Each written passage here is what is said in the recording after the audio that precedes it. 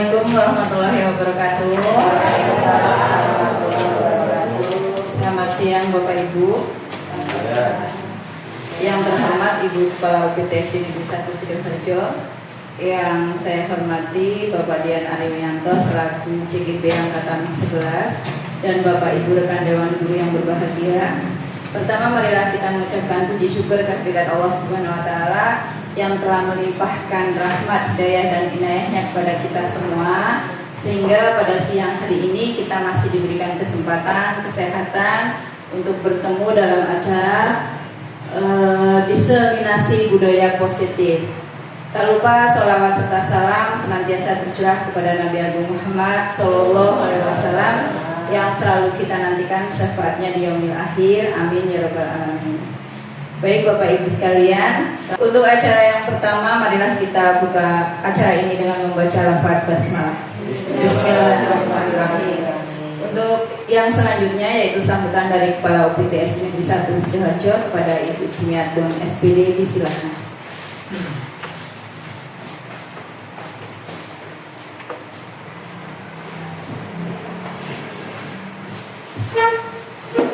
Bismillahirrahmanirrahim. Assalamualaikum warahmatullahi wabarakatuh. Tapi pun Alhamdulillahirabbil alamin, wassalatu wassalamu ala asyrofil mursalin wa ala alihi washabihi ajmain, amma ba'du. Yang saya hormati Bapak Ari Diarwianto selaku calon guru penggerak di angkatan ini, Bapak Ibu Guru Dewan Guru SDN 1 Sidoarjo yang saya hormati, marilah kita bersama-sama memanjatkan puji syukur kepada Allah Subhanahu wa taala yang telah memberikan rahmat dan hidayahnya kepada kita semua, sehingga pada kesempatan pagi menjelang sore ini, maksud saya Assalamualaikum warahmatullahi wabarakatuh. Ya, terima kasih kepada moderator atas waktunya yang diberikan. Pertama-tama marilah kita panjatkan puji syukur kehadirat Allah Subhanahu wa taala yang telah melimpahkan rahmat hidayah inayahnya kepada kita semua, sehingga kita pada siang hari ini bisa hadir berkumpul di ruangan kelas 1 ini dalam kegiatan memenuhi undangan saya ya, kegiatan diseminasi budaya positif. Pertama, saya ucapkan terima kasih sekali kepada Ibu Kepala Sekolah yang telah memberikan waktu kepada saya untuk kegiatan ini. Kemudian terima kasih juga kepada Bapak Ibu yang sudah meluangkan waktunya ya untuk kegiatan ini, karena seharusnya sudah ada di rumah tapi ini masih di sekolah. Terima kasih sekali. Terus di sini terkait dengan diseminasi yang kita lakukan yaitu tentang budaya positif. Nah, langsung saja, pada saat kita mendengar kata-kata budaya positif,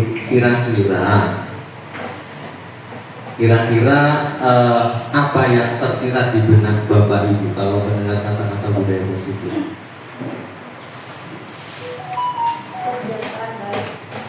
Kebiasaan baik. Ya betul, kebiasaan baik. Budaya positif tentu saja kalau sekilas kita melihat kalimatnya, tentu saja sesuatu yang positif ya, yang sudah membudaya di kita seperti itu ya. Oke. Nah, sebelum lanjut, yuk senyum selama 30 detik. Belum. Jadi seperti ini Bapak Ibu. Jadi seperti ini. Boleh berpasangan. Iya boleh. Apa Bu Trio ya? Oh pas ya. Oh iya Bu Trio. Silakan. Nah, setelah kita kan dari pagi di sekolah ya, tentunya banyak penat ya, banyak permasalahan dengan anak, dengan teman, dengan setelah makan siang, hanya waktunya kita senyum ya, senyum belum mulai ya. Ini tapi saya sudah membuktikan bahwa Ibu ini ternyata sangat manjur sekali, manjur untuk mengobati apa rasa lelah kita ya, walaupun dengan senyum. Boleh berhadapan dengan temannya, dengan teman di sebelahnya. Boleh berhadapan loh, ibu silakan. Nah, ya, ada pendapat tatap matanya. Belum senyum. Belum senyum ya. Kita nanti akan dimulai ya. Hitungan 1, 2, 3 selama 30 detik dengan teman di sebelah. Di depan dia aja satu, di depan yang lain ya. Iya, ayo, silakan. Kita mulai ya. 1, 2, 3. Nah, tatap matanya. Ya.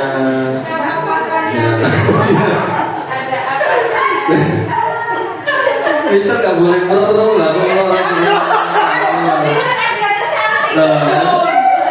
Ternyata, iya. Oke, cukup.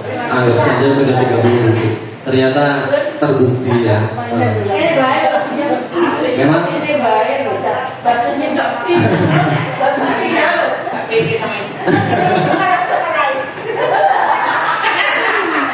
iya, perlu ya kita senyum ya di sela-sela kita lelah, kita capek.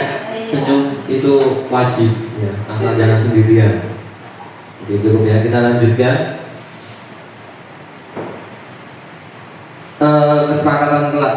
Kesepakatan forum diseminasi di sini saya sudah membuat ada 2 ya, menghargai siapapun. Terus yang kedua, menjadi pendengar yang baik. Silahkan, kira-kira ada yang ditambahin? Apa Bu Yel? menghargai siapapun menjadi pendengar yang baik. Itu Oh ya, kira-kira mau ditambahin nggak? Apa? Silakan. Kira-kira apa? Kalau 2 cukup ya nggak masalah. Ini hanya kesepakatan kok. Nanti soalnya kita juga akan belajar tentang kesepakatan seperti itu. HP di silent.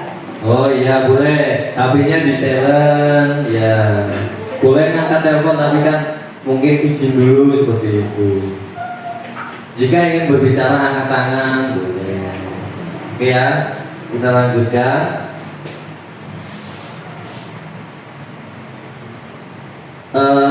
Seorang guru yang baik harus memiliki kemampuan dalam mewujudkan budaya positif di sekolah. Budaya positif tersebut dapat dijalankan dengan menerapkan konsep-konsep inti seperti, nah, ini di sini ada 6 konsep disiplin positif, budaya positif. Yang pertama yaitu disiplin positif, kedua motivasi perilaku manusia, yang ketiga keyakinan sekolah atau keyakinan kelas, keempat kebutuhan dasar manusia, yang kelima posisi kotor restitusi, dan yang keenam adalah segitiga restitusi.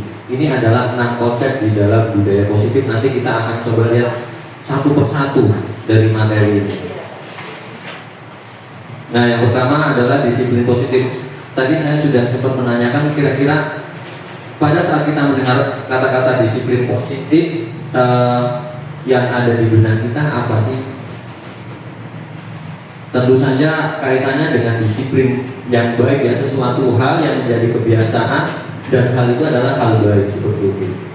Disiplin positif merupakan suatu cara penerapan disiplin yang mengajarkan anak bertanggung jawab dan menumbuhkan kesadaran diri berdasarkan nilai-nilai kebajikan. Nah, berdasarkan nilai kebajikan.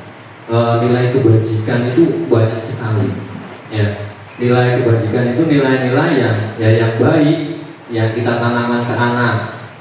Contohnya apa Bapak Ibu? Nilai kebajikan. Sopan santun.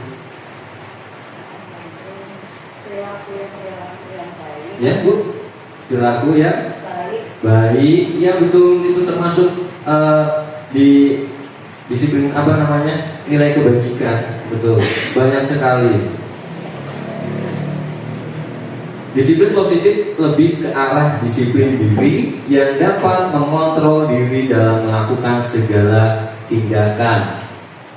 Disiplin diri dapat membuat murid memahami dan menyadari berdasarkan motivasi internal, bukan akibat paksaan, ujian ataupun hukuman. Jadi benar-benar itu muncul dari hati kita, dari hati anak, bukan karena paksaan, bukan karena iming-iming apa hadiah dan segala sesuatu dia melakukan disiplin terus mengharapkan hadiah itu, bukan seperti itu, tapi benar-benar dari dalam hati seperti itu. Dan ujung-ujungnya adalah profil pelajar Pancasila. Jadi ini nilai-nilai kebajikan yang tadi kita bicarakan semua ada di sini. Profil pelajar Pancasila yang seperti Bu yang katakan tadi, apa contohnya Ibu? Tadi sopan santun. Nah, kalau sopan santun di sini masuk di mana? Beriman bertakwa. Iya, berakhlak mulia. Semuanya nilai kebajikan itu ada di sini.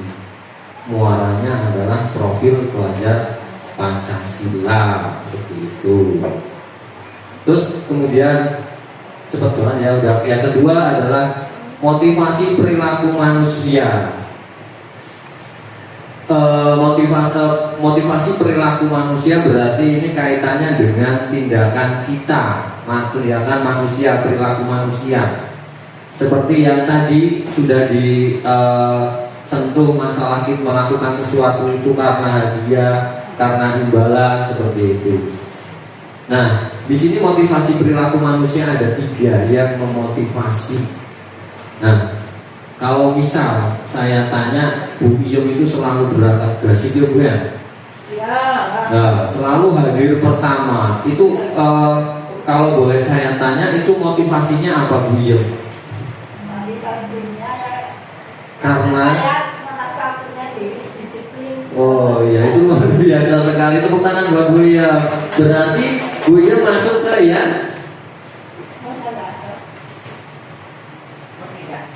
Nomor berapa? Nomor 3. Nah jadi ini adalah 3 motivasi.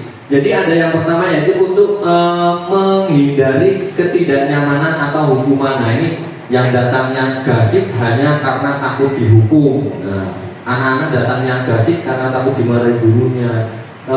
Ranking pertama karena takut dimarah orang tuanya. Nah ini karena yang pertama ini untuk menghindari ketidaknyamanan atau hukuman. Terus ada yang kedua itu untuk mendapatkan imbalan atau penghargaan dari orang lain. Nah berangkat gasiknya Bu Iyom biar dapat hadiah misal seperti itu dari ibu kepala sekolah, misal berangkat gasik selama 1 bulan berturut-turut dapat reward mangkok 1 buah mangkok misal seperti itu.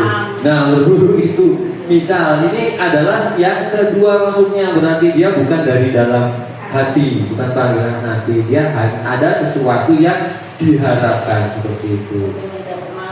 Nah makanya dapat mangkok. Terus yang ketiga yaitu untuk menjadi orang yang mereka inginkan dan menghargai diri sendiri dengan nilai-nilai yang mereka percaya. Nah ini yang Bu Iyom yang perlu kita contoh. Bu Iyom datang gasik karena memang dari diri sendiri, kesadaran diri, tanggung jawab ya, menghargai diri sendiri dengan nilai-nilai yang mereka percaya, yang kita percaya gitu. Jadi emang benar-benar dari dalam hati kita panggilan. Begitu juga yang kita harapkan ke anak seperti itu. Gimana Bu? Karena tantangan dari waktu saya sekolah. Wah luar biasa kalau yang Bu Iyom ini ya. Segala sesuatunya pokoknya number 1 guys, paling depan betul. Perlu kita contoh ini Bu Iyom. Begitu juga yang kita harapkan anak-anak juga seperti itu. Jadi anak-anak melakukan hal baik itu bukan karena reward, hadiah, teguran, hukuman, nah seperti itu, tapi benar-benar dari dalam hati anak-anak. Kemudian yang berikutnya adalah keyakinan sekolah atau keyakinan kelas. Saya yakin Bapak Ibu sudah melaksanakan di sekolah, di kelas masing-masing pasti sudah terpampang ya Bapak Ibu ya keyakinan kelas. Nah yang jadi pertanyaan, bagaimana Ibu membuat keyakinan kelas tersebut? Apakah keyakinan kelas itu berdasarkan imajinasi Ibu atau hanya sebagai peraturan saja, atau bagaimana cara Ibu membuatnya? Lihat Kalau saya itu untuk mendisiplinkan kelas. Untuk harapannya ya, harapannya keyakinan kelas. Anak itu mau disiplin, mau tanggung jawab. Kalau seberapa banyak buat anak. Oke, yang membuat Ya kita tanya ke anak Oke, berarti melibatkan anak ya. Anak Oke. banyak semua. Pokoknya kami ini gimana? Karena ini kok kamu kalau di kelas gitu terus. Ya, oke. Pertama apa? Ya kan kita takut. Iya, iya, iya. Anak-anaknya warga. Oh gitu. Ya betul sekali. Jadi keyakinan kelas itu bukan guru yang membuat, bukan peraturan, tapi kita kembalikan ke anak-anak. Ya. Di sini keyakinan sekolah atau keyakinan kelas. Guru berperan dalam mewujudkan terbentuknya keyakinan sekolah atau kelas dengan adanya kesepakatan antara guru dan murid. Jadi betul sekali ya, kita melibatkan anak yang mudah diingat, mudah dipahami, dan harus diterapkan di lingkungan sekolah. Jadi tidak perlu tele-tele ya, cukup kalau misal kita kan tanyakan kepada anak apa saja, nanti anaknya jawabnya macam-macam. Kita kelompok-kelompokkan, terus kita simpulkan adalah hanya beberapa kata saja yang mudah dipahami seperti itu. Jadi nggak perlu kayak misal bunyi janji siswa kan panjang betul, kan tidak perlu seperti itu ya. Cukup singkat saja. Nah ini di sini ada keyakinan kelas, bersikap hormat, nah kan udah cukup. Mendengarkan guru, jujur, bertanggung jawab, bersikaplah yang baik. Ya. Jadi tidak berbeda, jadi biar mudah dipahami, mudah dilaksanakan. Nah ini ada contohnya juga. Nggak kelihatan yang terlalu kecil, tapi di sini umum ada contohnya. Kita lanjut. Es breaking, wah panas-panas es. Waktunya es breaking, berarti ini udah separuh, udah setengah perjalanan ini. Es breaking, mau es breaking apa? Es krim. Nah, oke, es breaking kira-kira nih, apa lanjut aja? Breaking dong. Oke, es breaking. Waduh, di sini ada jika maka. Udah tahu Bu, Bapak Ibu es breakingnya? Jika maka, jadi sebenarnya ini es breakingnya itu nanti dibuat dua kelompok ya, sini dan sini harusnya dua kelompok. Jadi dua kelompok. Oke, di ini aja deh, di sini aja nggak apa-apa, tapi dibagi dua deh ya. 1, 2, 3, 4, 5. 1, 2, 3, 4, 5. Nih ya, misal Bu Okta sama Gurus ke sini, Bu ini ke sini ya, ke sana. Kira-kira seperti itu. Nah, jadi satu sisi, satu kelompok misal sebelah sana menuliskan kata-kata dengan awalan jika saya, seperti itu. Boleh, yuk batas Bu. Yes, ke sini. Ke sana. Bu Okta ikut ke sini ya. Oke, yang pertama jika saya. Yuk. Membuat kata-kata kalimat dengan awalan jika saya, terserah. Jika saya presiden, jika saya Superman. Nah, terus yang sebelah sini berarti membuat kata dengan awalan maka saya. Itu terserah. Maka saya. Diawali dengan kata maka saya. Maka saya. Maka saya apa? Maka saya akan tidur. Ya, maka saya Kita hanya bagian siapa ya? Sana maka. Ya. Mungkin ada juga Bapak Ibu yang sudah pernah di kelasnya juga. Belum. Nanti boleh dicoba. Boleh. Sudah Bu Yem, selalu terdepan kalau Bu Yem ini luar biasa. Udah juga lo ngasih tadi. Oh, udah ya. Sudah semua ya Bapak Ibu ya. Terus Ya, udah dicatat.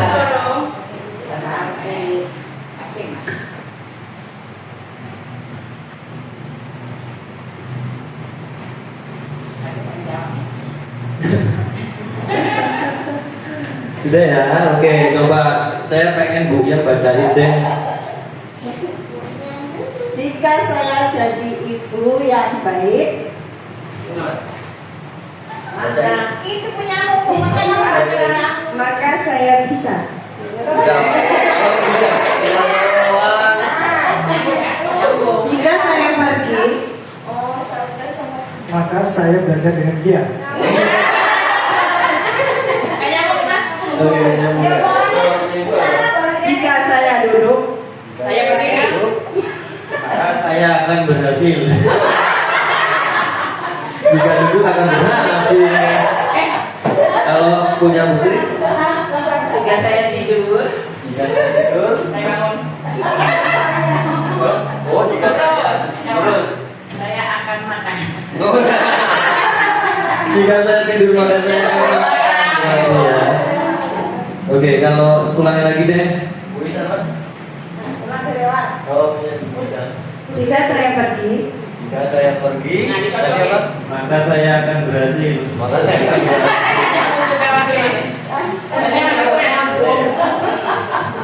Jika saya marah, Jika saya marah, Ibu belum. oh ibu, maka saya akan makan. nah, nyambung ya, oke, luar biasa sekali.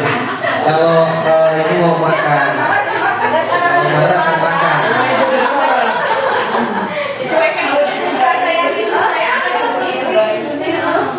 Oke, terima kasih Bapak Ibu. Setidaknya kita bisa tertawa. Banyak joget-joget. Mau joget? Mau joget? Kan? Beneran mau joget? Nah, oke. Kira-kira gimana habis makan ini joget-joget? Janganlah, kasihan lah perutnya. Budaya positif. Oke, keyakinan kelas SBG. Oke, kita lanjutkan. Berikutnya kebutuhan dasar manusia. Jadi sebenarnya kita kan pasti punya kebutuhan dasar. Jadi apa yang anak lakukan, apa yang kita lakukan pasti atas dasar kebutuhan kita. Kita bekerja karena kita butuh, ya kan? Ada sesuatu yang kita cari. Kita punya kebutuhan makan, kita punya kebutuhan memenuhi kebutuhan keluarga, maka kita kerja.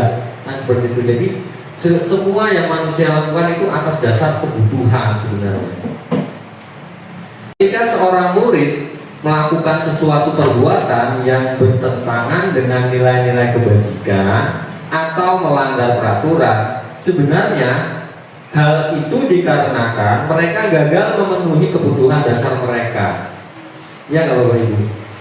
Jadi ada sesuatu yang gagal mereka penuhi, makanya dia melakukan hal yang melanggar aturan. Nah ini ada kebutuhan dasar manusia. Yang pertama, bertahan hidup, kasih sayang, penguasaan, kebebasan dan kesenangan. Ya, bertahan hidup pasti ya. Itu emang wajib, kasih sayang. Siapa sih gak yang gak butuh kasih sayang? Ya Bu ya, ya pasti semua butuh kasih sayang, penguasaan, kebebasan dan kesenangan. Nah ini ada studi kasus beneran di zaman itu ada. Nah, ini ada sebuah studi kasus. Biar ramai, jadi saya pakai Bu Yem karena kalau dengan Bu Yem selalu suasananya ramai. Bu Nadia, guru wali kelas 3, sedang bingung menghadapi ulah salah satu murid di kelasnya, Edi. Iya, sebenarnya nanti mau kembali tapi kasihan. Edi ini maksudnya Junaidi seperti itu. Edi. Beberapa anak telah mengeluhkan Edi yang seringkali meminta bekal makan siang mereka dengan paksa. Jika Anda menghadapi situasi seperti Ibu Nadim, apa yang akan Anda lakukan? Menurut Anda, kira-kira apa alasan kok Samsul melakukan hal itu? Nah, kira-kira apa? Ini mau pakai dia Samsul? Ada dua orang nih. Ya Edi aja deh. Kira-kira Edi ini kenapa nih Pak? Jadi orang tua itu ya. Aku suka Samsul. Samsul, Dewi Samsul. Saya bacakan lagi ya pakai Samsul. Biar nyambung. Bung Nadia ya wali kelas 3 sedang bingung menghadapi ulah salah satu muridnya di kelasnya Samsul. Nah gitu. Beberapa anak telah mengeluhkan Samsul yang telah sering meminta bekal makan siang mereka dengan paksa. Jika Anda menghadapi situasi seperti Bukiem, apa yang akan Anda lakukan menurut Anda? Kira-kira apa alasan Samsul melakukan hal itu? Karena diriku berarti yang jawab orang lain. Baru mau dikasih bunyi, kan? Iya, kadang-kadang mau ngomong bahwa kira-kira Mister, wah ini yang kaitannya sama ini kenakalan yang ngurusin kan Mister. Kira-kira Mister, pendapat Mister. Si Samsulnya, kalau si Samsulnya itu kira-kira karena mungkin Samsul melakukan hal itu. Sebenarnya di sini kan pertanyaan, Jadi guru dulu. jika Mister itu jadi Jadi diem, apa yang akan Mister lakukan? Ya, yang akan Mister lakukan menghadapi Samsul yang suka malakin bontot temennya ini. Nah, terus kira-kira apa alasannya nih Samsul kok seperti itu? Jadi guru dulu. Ya, gimana Mister? dari dulu yaitu diajak berdiskusi. Diajak berdiskusi. Samsulnya ya. Samsulnya. Iya. Tadi yang Samsulnya kenapa seperti itu ya? Iya, kok bisa? Kira-kira alasan Samsul minta bontot teman-temannya itu kenapa? Mungkin di keluarganya terbiasa tertutup tidak terbuka. Oh, gitu. Jadi nggak ada apa ya? Yang jelas terbiasa tertutup lah. Jadi anaknya seperti itu maksa. Oh, iya, iya. Dia mungkin butuh perhatian dari Nah, teman-temannya kali ya. Iya. Oke. Seperti itu. Terima kasih Mister luar biasa. Terus kemudian satu lagi deh, silakan ya, boleh berpendapat. Bu Yum berpendapat juga nggak apa-apa sih. Kalau saya Oh, Pak. harus dimasakin pada rumah. Ya boleh pakai Bu Yum. Mungkin di rumah ibunya itu belum masak. Samsulnya ya, ibunya Samsul belum makan. Uang sakunya itu sedikit. Kurang. Oke. Jadi dia masih merasa lapar. Oh. Jadi maunya minta sama temannya. Oh iya iya boleh boleh. Ya masuk akal luar biasa Bu Yum. Kalau ada lagi yang mau bicara Putri, boleh kira-kira. Dari apa yang apa alasan Samsul apa alasan Samsul? Samsul. Pertanyaannya ada dua ya. Iya. Apa yang akan Anda lakukan? Berarti dari sini gurunya. Gurunya ya, kalau di posisinya Bu Yum. Iya. Kalau saya menjadi Bu Yum, Iya. melihat perilaku Samsul, mungkin akan saya panggil dulu Samsulnya. Mengapa dia melakukan hal seperti itu? Kita gali dulu, karena kalau di sini dihubungkan dengan pertanyaan yang kedua, mungkin ada alasan Samsul melakukan hal tersebut.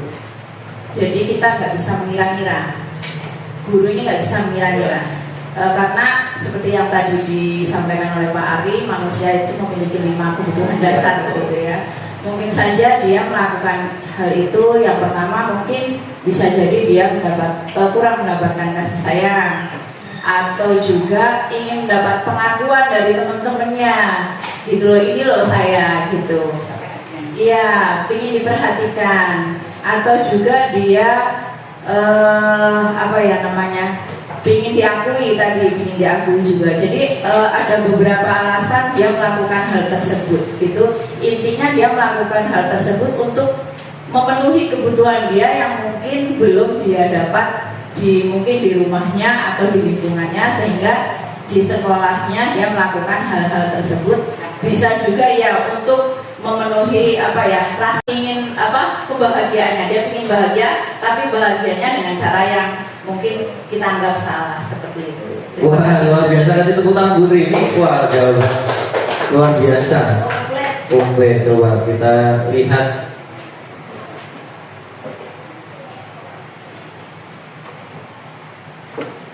Nah, gimana?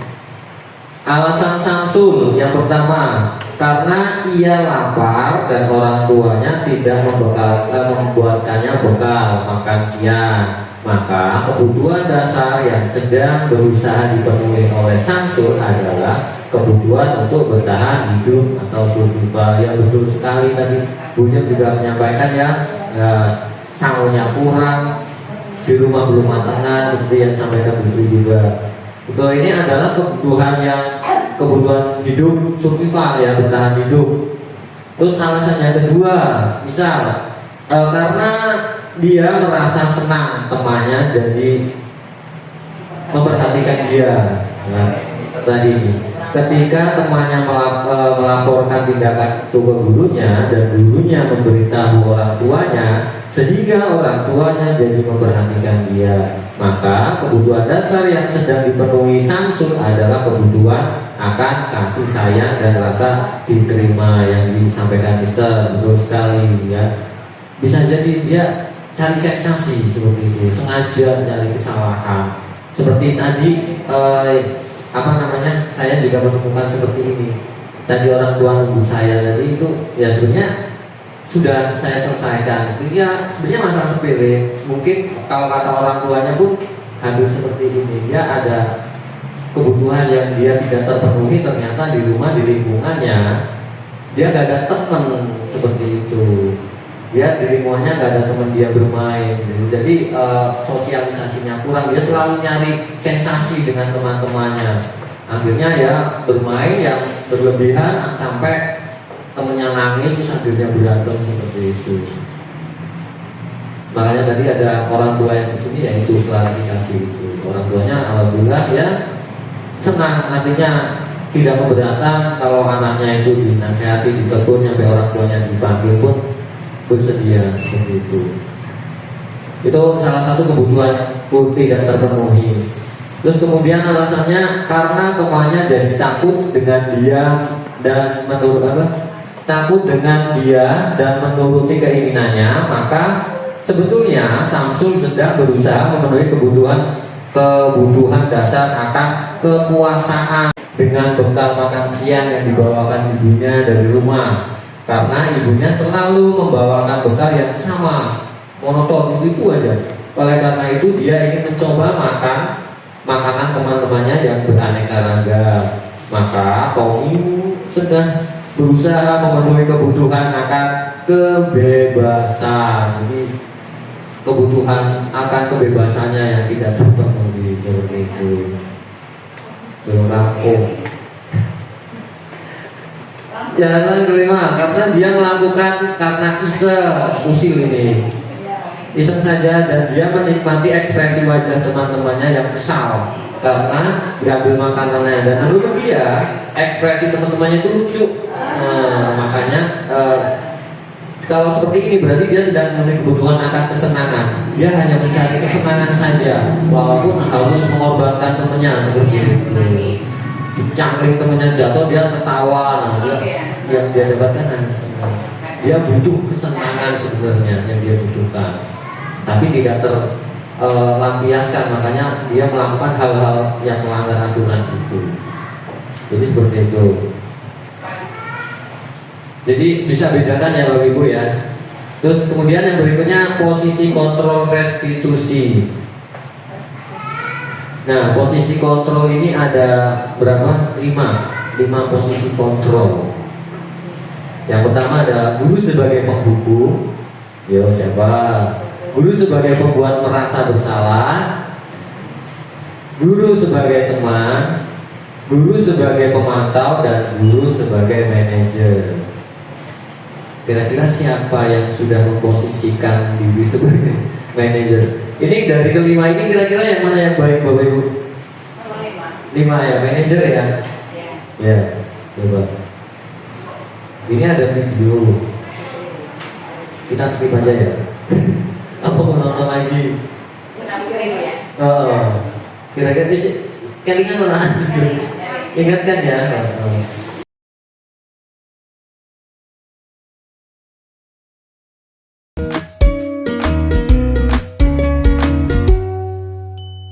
Salam bahagia Ibu dan Bapak guru hebat. Dalam penerapan disiplin positif restitusi, salah satu program yang dikembangkan adalah 5 posisi kontrol. 5 posisi kontrol dalam restitusi adalah proses perjalanan seorang pendidik agar dapat mengenali dirinya.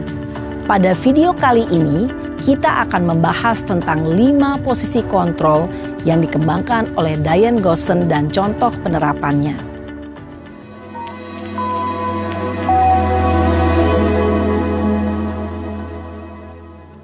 Lima posisi kontrol itu adalah 1. Posisi penghukum. 2. Posisi pembuat merasa bersalah. 3. Posisi teman. 4. Posisi pemantau atau monitor. Dan 5. Posisi manajer. Untuk lebih memahami kelima posisi tersebut, mari kita saksikan kasus Naren yang terlambat hadir 20 menit di sekolah dan melihat bagaimana kelima posisi kontrol dalam menghadapi masalah tersebut.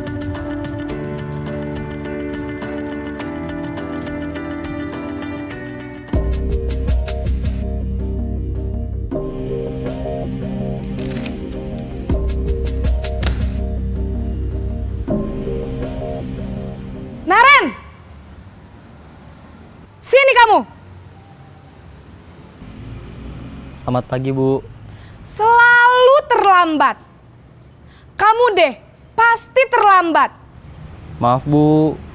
Saya... Apa? Apa coba? Alasan kamu apa lagi? Kapan sih kamu tidak terlambat? Malas sekali ya kamu jadi anak. Saya... Dasar pemalas. Gak kapok-kapok sih kamu. Sudah berapa kali terlambat? Sana, kamu keliling lapangan basket 2 kali. Kenapa saya harus keliling lapangan basket, Bu? Kenapa? Kamu mau lawan ibu? Berani-beraninya jawab. Sudah terlambat, masih berani jawab pula. Sekarang, keliling lapangan basket 5 kali sekalian. Biar kapok. Cepat, pergi sana ke lapangan basket. Posisi penghukum biasanya berbicara dengan nada tinggi, menghardik, menunjuk-nunjuk, menyakiti, dan menyindir. Hukuman bisa berupa fisik maupun psikis. Ibu dan bapak guru hebat. Dampak yang terjadi pada murid ketika guru berada pada posisi penghukum adalah murid cenderung akan memberontak, bahkan menyimpan dendam.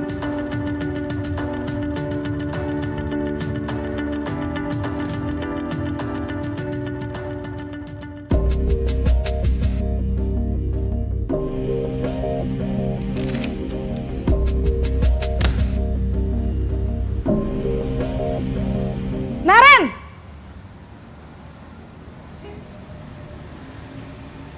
Selamat pagi, Bu. Naren. Kamu kenapa terlambat lagi, nak? Ya Tuhan, Naren. Kamu senang ya bikin ibu susah ya? Kalau kamu terlambat lagi, nanti ibu yang ditegur bapak kepala sekolah, nak. Disangka ibu tidak bisa membina kamu. Duh, gimana ini? Maaf, Bu. Duh Gusti Naren. Kamu suka ya kalau ibu ditegur bapak kepala sekolah?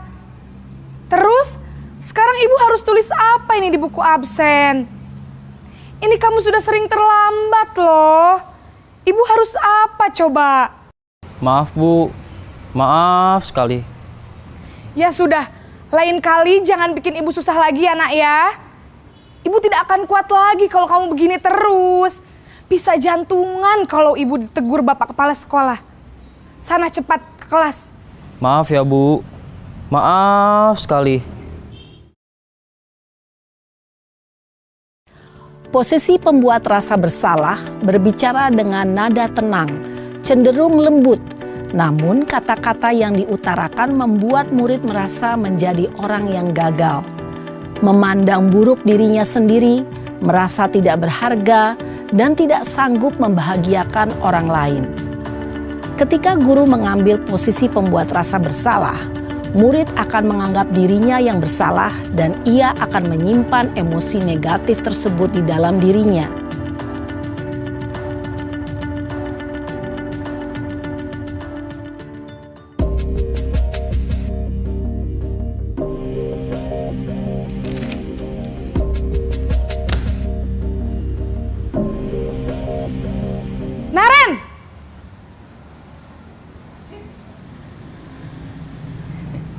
Selamat pagi, Bu. Wah, sudah jam berapa ini, Nak? Terlambat lagi ya, sayang? Iya, Bu. Habis ibu saya lupa bangunkan saya, Bu. Kamu malah menyalahkan ibu kamu. Kamu bukannya anak yang larinya paling kenceng. Kok terlambat sih? Iya, Bu. Saya memang terlambat bangun tadi. Jadi, biarpun saya lari kencang, tetap gak kekejar, Bu. Ya sudah sana. Nanti lain kali larinya lebih kenceng lagi ya. Biar gak terlambat lagi. Bikin seneng ibu. Demi ibu. Bisa kan? Bisa lah, Bu. Ya sudah sana masuk kelas. Ibu beresin urusan absen kamu. Kamu ini ada-ada saja. Dalam posisi teman, guru berbicara dengan nada suara ramah, akrab, cenderung bersenda gurau untuk menjaga suasana tetap santai. Murid akan merasa senang, aman, dan akrab dengan guru. Identitas yang tercipta adalah identitas sukses atau berhasil. Namun, perlu diingat, karena ini masih dorongan eksternal, maka ada faktor ketergantungan dari murid kepada orang tertentu. Di sini, guru absennya, sehingga di lain waktu, murid bisa berperilaku baik, namun hanya kepada orang-orang tertentu saja.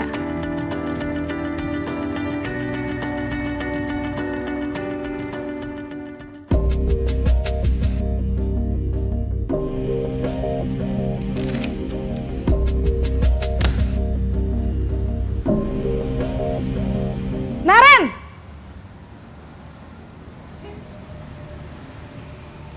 Selamat pagi, Bu. Naren, apa peraturan sekolah kita tentang jam berapa kita harus masuk sekolah, Nak? Kita harus di sekolah jam 7, Bu. Iya, betul. Sekarang sudah jam 7.20. Naren sudah tahu konsekuensinya jika terlambat hadir. Paham, Bu. Saya harus tinggal kelas pas jam istirahat selama 20 menit. Iya, benar. Konsekuensinya demikian. Jadi nanti jam 9.30 pas istirahat, kamu harus tinggal di kelas, kerjakan tugas tambahan untuk ketertinggalan kamu, ya? Baik, Bu. Posisi pemantau mengandalkan penghitungan atau data untuk mengontrol murid. Guru mengarahkan murid berdasarkan peraturan dan konsekuensi. Seorang pemantau menunjukkan bahasa tubuh dan ekspresi wajah yang datar dan cenderung formal.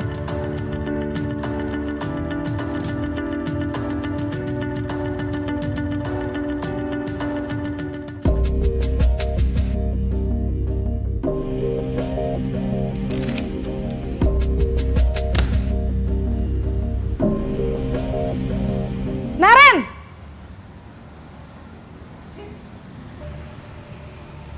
Selamat pagi, Bu. Selamat pagi, Naren. Maaf, Bu. Saya terlambat. Iya, sekolah masuknya jam 7, sekarang sudah jam 7.20. Jadi sekarang bagaimana ini, Naren? Maaf, Bu. Saya lupa setel alarm saya semalam. Baiklah, menurut kamu, keyakinan sekolah yang mana yang perlu kamu tingkatkan? Menghargai diri sendiri dan orang lain mungkin ya, Bu. Setuju. Jadi, apakah Naren meyakini prinsip saling menghormati tersebut? Iya, Bu. Saya meyakininya. Apakah Naren bersedia memperbaiki masalah keterlambatan ini? Bersedia, Bu. Bagaimana kamu akan perbaiki masalah keterlambatan ini? Saya akan coba untuk tidak lupa menyetel alarm saya, Bu. Baik, kalau Naren lupa menyetel alarm di rumah, ada orang yang kira-kira bisa bantu mengingatkan tidak? Ada, Bu. Kakak saya, Kak Ema. Ada lagi selain Kak Ema? Selain Kak Ema, ada ibu saya.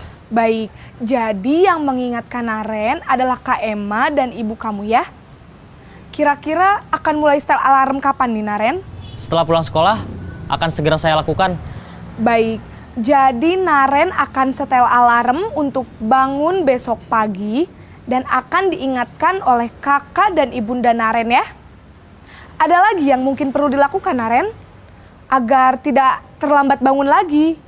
Tidak ada, Bu. Baik, Naren. terima kasih untuk kerjasama kamu. Sekarang kamu perlu kembali ke kelas untuk belajar. Baik Bu, terima kasih. Posisi manajer adalah posisi kontrol yang disarankan untuk membimbing murid memiliki sikap disiplin yang positif, yaitu murid yang mandiri, bertanggung jawab, dan dapat memecahkan masalah. Tujuan dari posisi ini adalah agar murid dapat berefleksi atas tindakannya. Guru akan dengan tulus memberikan pertanyaan-pertanyaan bermakna, sehingga membuat murid dapat belajar dari kesalahannya dan mencari sebuah solusi untuk menyelesaikannya. Ibu dan Bapak guru hebat, setelah mengamati adegan kelima posisi kontrol tadi, kira-kira posisi mana yang paling ideal? Posisi mana yang dapat menunjang motivasi intrinsik murid? Ya, tentu posisi manajer. Posisi ini memang posisi ideal yang ingin dituju setiap pendidik. Pada posisi inilah, guru dapat menerapkan disiplin positif yang berpihak pada murid, yang memerdekakan murid. Perjalanan seorang pendidik tentunya tidak mudah untuk sampai pada posisi seorang manajer. Namun, tujuan kita pasti, yaitu menciptakan murid-murid yang mandiri, merdeka, dan bertanggung jawab. Semoga penggambaran 5 posisi kontrol yang telah diperlihatkan ini dapat menjadi ajang refleksi bagi kita semua, agar dapat terus mengasah dan menerapkan disiplin positif yang memerdekakan murid. Mari terus berlatih dan bersemangat. Selamat menerapkan. Salam dan bahagia, Ibu dan Bapak guru hebat.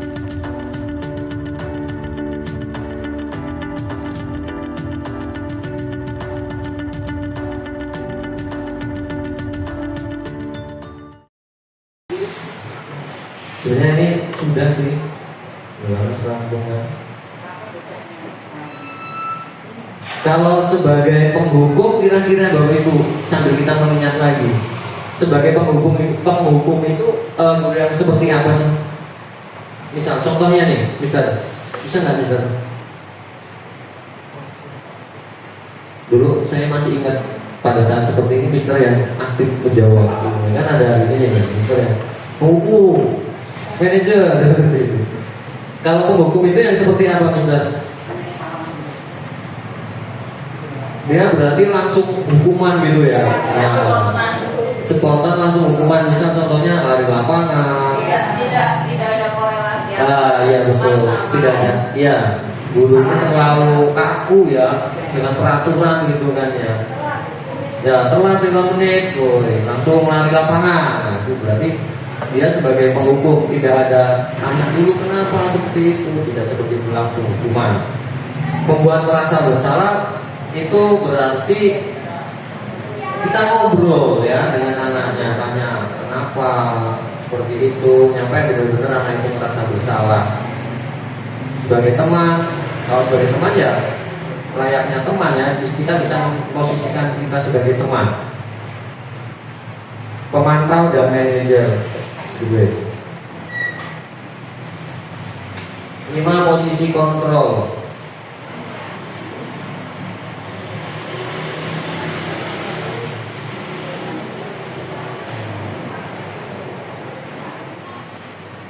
Tebak-tebakan lagi.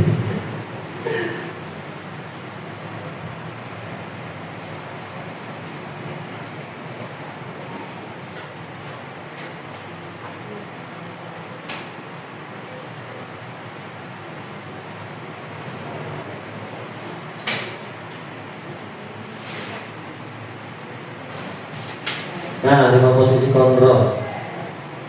Masih ingat Bapak Ibu posisi kontrol?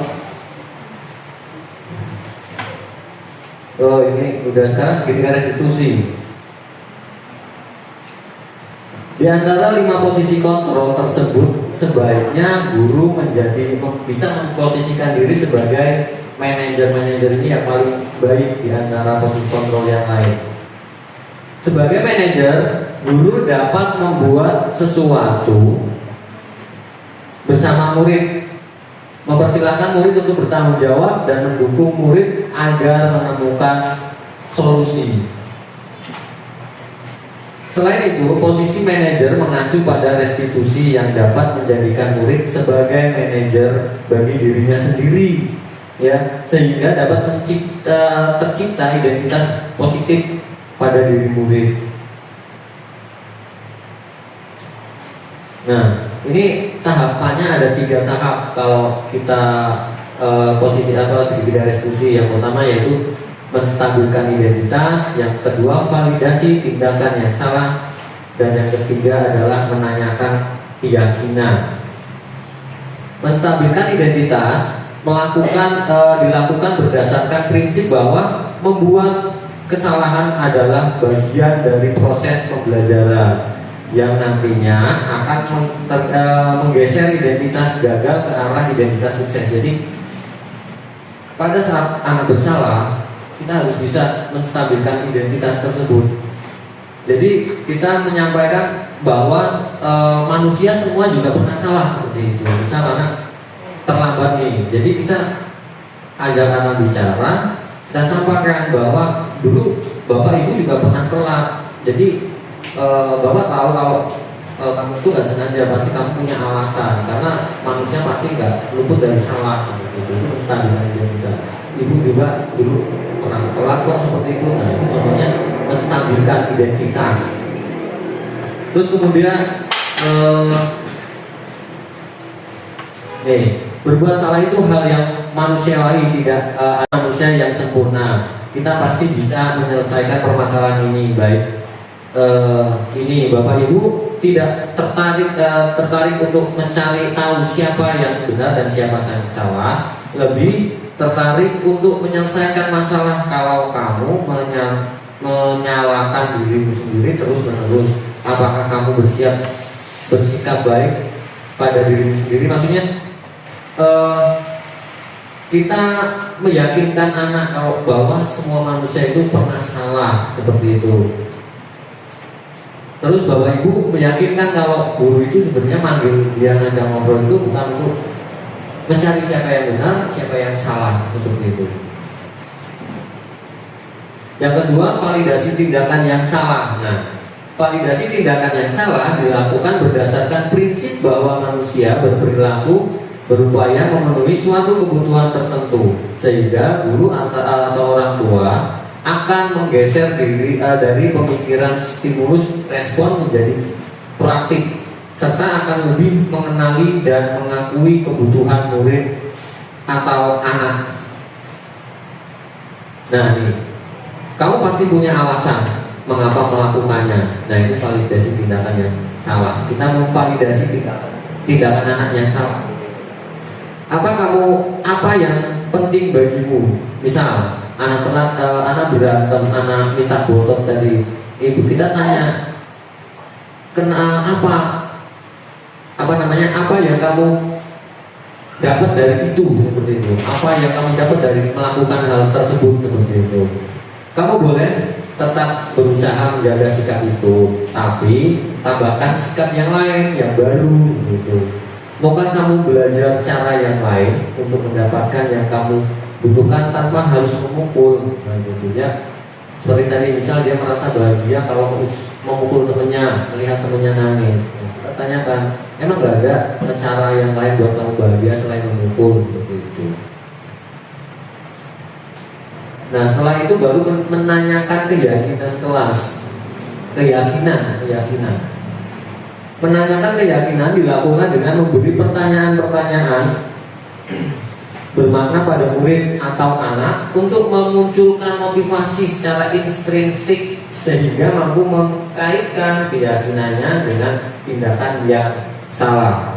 Setelah itu baru kita menanyakan keyakinan dia. Misal, apa nilai yang kita percaya di sekolah ini? Nilai-nilai apa yang telah kita sepakati? Kalau misalnya kita ya keyakinan kelas, kalau anak itu bertindak di kelas, ya ditanyakan. Kita kan ada keyakinan kelas, berarti keyakinan kelas yang mana nih yang kamu melanggar, seperti itu. Misal disiplin tepat waktu, kan dia telat. Nah, keyakinan kelas yang mana nih yang kamu melanggar, seperti itu. Berarti datang tepat waktu, misal bukan melanggar.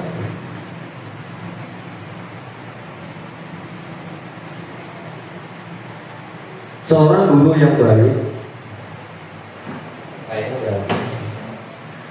seorang guru yang baik harus memiliki kemampuan dalam mewujudkan budaya positif di sekolah. Budaya positif tersebut dapat dijalankan dengan menerapkan konsep-konsep inti seperti, nah ini yang tadi sudah kita bahas, disiplin positif, motivasi perilaku manusia, keyakinan sekolah atau keyakinan kelas, kebutuhan dasar manusia, posisi kontrol restitusi, signifikan restitusi. Kira-kira Bapak Ibu, dari ke-6 konsep ini mana yang belum kita lakukan? Yang belum.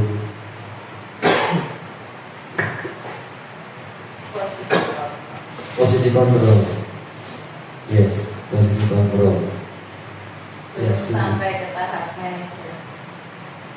belum ya, belum. Kita belum memposisikan sebagai manajer ya. Kadang-kadang. Kadang-kadang. Ya emang kalau kita harus selalu, menurut saya, kalau kita harus selalu dalam posisi manajer, kayaknya sebenarnya sulit ya. Ada kalanya kita di posisi teman, gitu ya.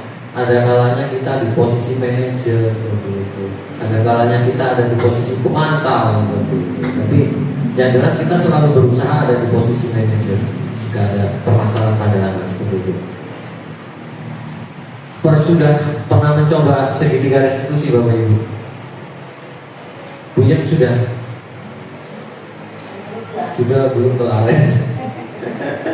Kalau segitiga restitusi itu ya yang mungkin pernah bisa kayaknya menghubungi videonya nggak sih? Waktu itu jadi ada anak bermasalah, kita panggil, kita tanya dari runtun 3 tadi itu.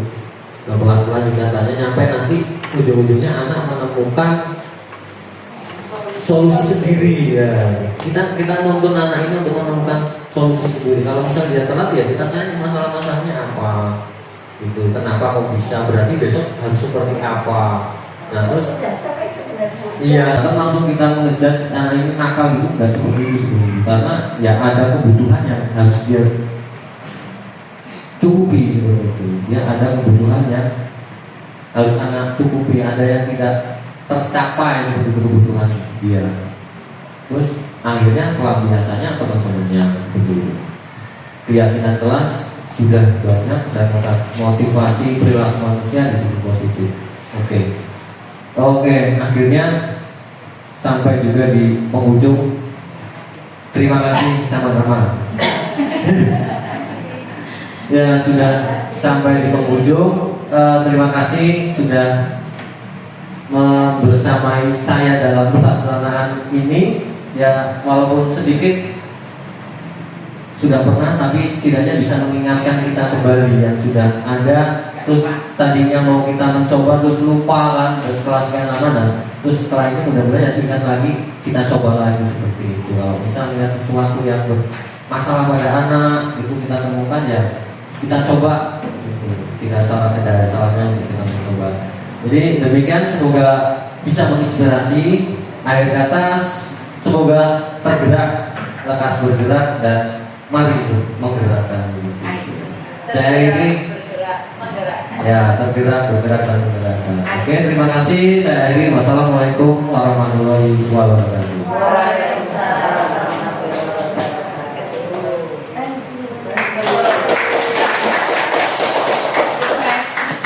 Saya juga terima kasih karena tidak. Baik, terima kasih untuk Pak Ali atas penyampaiannya, sangat menginspirasi. Baik Bapak Ibu, kasih plus dulu untuk Pak Ali, Bapak Ibu. Mudah-mudahan apa yang disampaikan Pak Ali dapat menginspirasi kita untuk kedepannya lebih baik lagi. Bapak Ibu, kita bersama-sama mengucapkan tergerak, bergerak, menggerakkan, gitu ya. Iya, itu apanya guru penggerak. Semua apa namanya? Jargonnya guru penggerak. Jargonnya guru. Yang pertama tergerak dulu, bergerak, baru menggerakkan. Yuk. Guru penggerak ya. Ikutan ya Bu, calon guru penggerak. Tergerak.